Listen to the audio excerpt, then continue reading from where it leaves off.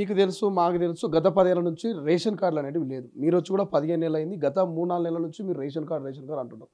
So, ఇప్పుడు కూడా పూర్తి స్థాయిలో మేలోనో, జూన్‌లోనో వచ్చే అవకాశం ఉందనే ప్రచారం జరుగుతున్నది.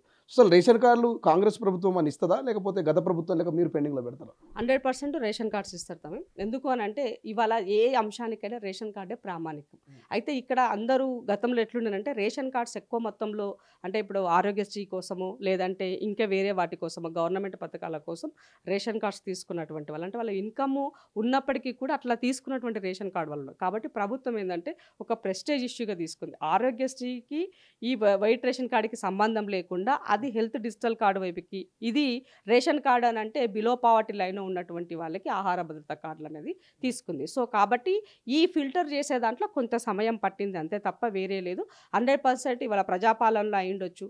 మిగతా ఈ మీ సేవ సెంటర్లో అప్లై చేసుకున్నటువంటి వాళ్ళకి కసరత్తు మొదలు పెట్టారు. త్వరలోనే దానికి శ్రీకారం చుట్టబోతున్నది. మీ హయాంలో ఒక రేషన్ కార్డు మీరు ఇవ్వలే. ఇవాళ మేము రేషన్ కార్డులు ఇవ్వడం కోసం ఇవాళ ఒక అడుగు ముందుకేసి పని చేస్తున్నాం. ఎందుకంటే అది కంటిన్యూటీ జరగాల్సిన ప్రాసెస్. ఉత్తమని కూడా చెప్తున్నారు. రేషన్ కార్డు అనేది ఈ ఒక్క రోజుతో ముగిసిపోయే కార్యక్రమం కాదు. ఓరు పుడుతుంటాడు, ఓరు చస్తుంటాడు ప్రజలు. సో అట్లాంటప్పుడు ఆటోమేటిక్గా పుట్టేవాడిని యాడ్ చేయాలి, చనిపోయినవాడిని డిలీట్ చేసుకోవాలి. ఇవి రెండు జరగాలి. కానీ గత ప్రభుత్వంలో ఏం జరిగింది? అడిషన్ లేదు, ఓన్లీ డిలీషనే ఉండింది. ఎవరైనా ఏ ఊరు నుంచి అయినా కూడా పెళ్లి చేసుకొని వస్తే ఆ కొత్త కోడల్ని అందులో యాడ్ చేయాలి.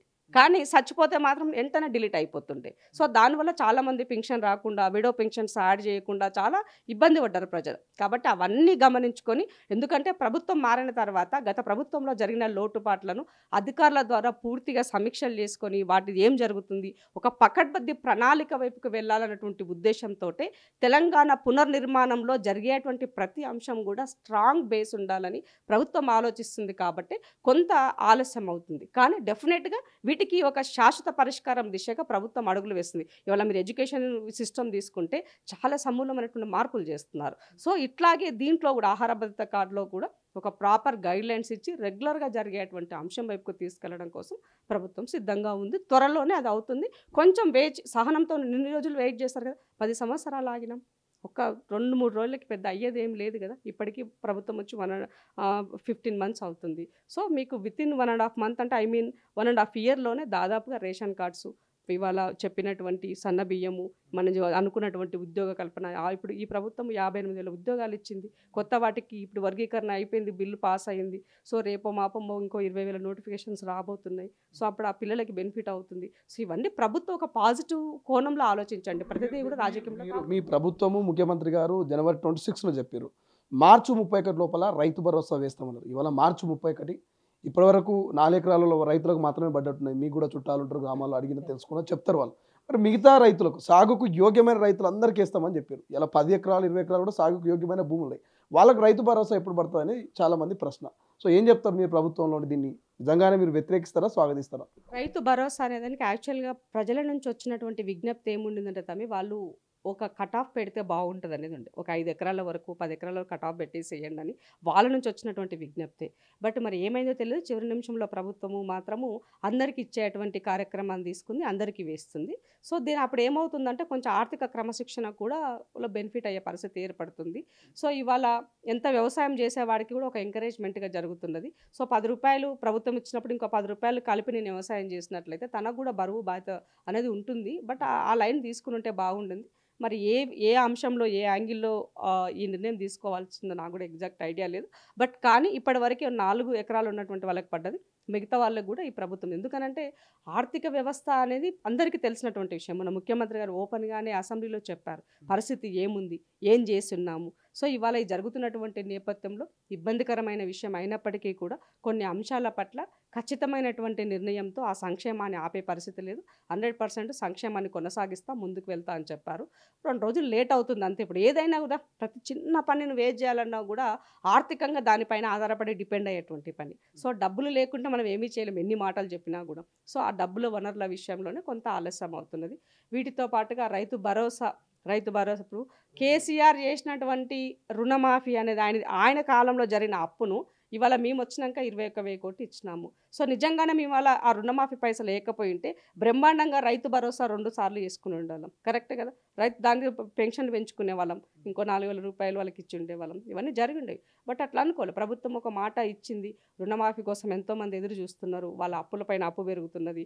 సో ఈ అప్పును కట్టడి చేయాలని అంటే వ్యవసాయం చేసుకునే వాడికి మనం భరోసాగా ఉంటామని చెప్పినాము, చేయాల్సిన అవసరం ఉందని చేయడం జరిగింది. ఇప్పుడు కాంగ్రెస్ ప్రభుత్వం నిజంగా చెప్పాలంటే కత్తి మీద సాము లేకుండా ఉంది అనుకుంటా. నాకు తెలిసి పులి మీద సవారీ చేస్తుంది అనిపిస్తుంది. ఎందుకంటే ఇప్పటికే అప్పుల కుప్ప అంటున్నారు, ఆర్థికంగా మిత్రులు కూడా కట్టలేకపోతున్నారు. మీకు ఇంకా తులం బంగారం ఉన్నది, స్కూటీలు ఉన్నాయి, మీరు ఇస్తానటువంటి 2,500 హామీ ఇంకా పెండింగ్లో ఉంది, ఇంకా చాలా హామీలు కొన్ని పెండింగ్లో ఉన్నాయి. సో ఇంకా 3.5 ఏళ్ళ పరిపాలనది ఎట్లా ఉండబోతుంది మీ ప్రభుత్వం? మీరు పెట్టుకున్నటువంటి ఇంటర్నల్ మీటింగ్స్లో కానీ అక్కడక్కడ మీరు డిస్కషన్ చేసినప్పుడు ఎట్లా ముందుకెళ్ళే అవకాశం ఉంది? లోకల్ బాడీ ఎన్నికలు ఉంది, జిహెచ్ఎంసీ ఎన్నికలు ఉన్నాయి. మీరు ఇచ్చిన హామీలు నెరవేర్చకపోతే ప్రభుత్వం మళ్ళీ వచ్చే 5 ఏళ్లలో తర్వాత ఉంటుందా, పోతుందా? ప్రాంప్ట్గా సమాజానికి కూడా తెలుసు, ఆలోచించాల్సిన అవసరం ఉంది. ఈ ప్రభుత్వం ఇచ్చినటువంటి హామీలను ముందుకు తీసుకెళ్తుంది. కళ్యాణ లక్ష్మి అయి ఉండొచ్చు, ఇవాళ వాళ్ళు పెట్టినది కళ్యాణ లక్ష్మి అయినా మేము ఇస్తున్నాం కదా. సో కళ్యాణ లక్ష్మితో తులం బంగారం ఇవ్వాలన్నారు. తులం బంగారం ఇవ్వలేకపోయినా నీకు ఇవాళ కళ్యాణ లక్ష్మి కింద ఉన్న స్కీమ్ యాజ్ ఇట్ ఈస్గా కొనసాగుతున్నది. తులం బంగారానికి నేను నా మేనిఫెస్టోలో పెట్టిన దానికి నాకు ఇంకా 3.5 సంవత్సరాల కాలం ఉంది. ఈ లోపు ఎప్పుడైనా జరగవచ్చు కదా. నేను ఇచ్చిన పీరియడ్లో జరగకపోతే నేను ఆ సంక్షేమం నేను నెరవేర్చలేదని మీరు మాట్లాడడానికి ఆస్కారం దొరుకుతుంది. కానీ ప్రతిపక్షాలకి ఇదే ప్రైమరీ, ఇదే ఆయుధం అనే విధంగా మాట్లాడుతున్నారు. బరువు బాధ్యత లేకుండా మాట్లాడుతున్నారు ఇవాళ. ఎందుకంటే సంపాదించుకొని దోచుకొని దాచుకున్నారు. సో దాని ద్వారా ఏమైనా మాట్లాడవచ్చు, నరం లేని నాలుక కదా అనుకుంటున్నారు. మీ అయ్యా మీరు దోచుకున్నటువంటి డబ్బు తిరిగి ఈ ప్రభుత్వానికి ఇవ్వండి. బ్రహ్మాండమైనటువంటి కళ్యాణ లక్ష్మి కింద తులం బంగారం ఎందుకు, మరేమంతన్నా 2 తులాలు ఇస్తాడు మీకు, పెట్టండి, ఇవ్వండి, తిరిగి పైసలు ఇవ్వండి వెనక్కి.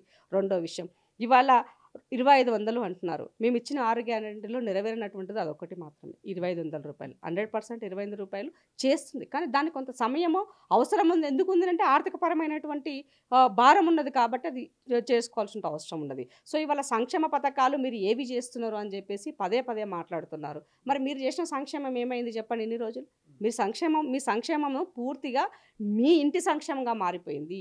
4 కోట్ల ప్రజల యొక్క సంక్షేమ కళలు పూర్తిగా నలుగురికే పరిమితమైపోవడం ద్వారా ప్రజలు తిరస్కరించారు. ఆ తిరస్కరించడంలో ఈ రాష్ట్రాన్ని అప్పుల కుప్ప చేయడం ద్వారా ఇచ్చిన సంక్షేమ పథకాలు కొంత అనుకున్న సమయానికి కొంత లేట్ జరగడానికి కారణం ఈ ఆర్థికంగా మీరు చేసినటువంటి ఈ విధ్వంసాన్ని మళ్ళీ పునర్నిర్మించుకోవడంలో అప్పు చేసి మళ్ళీ అప్పు మీద అప్పు చేయడం ద్వారా ఇది ప్రజలకి భారం అవుతుంది.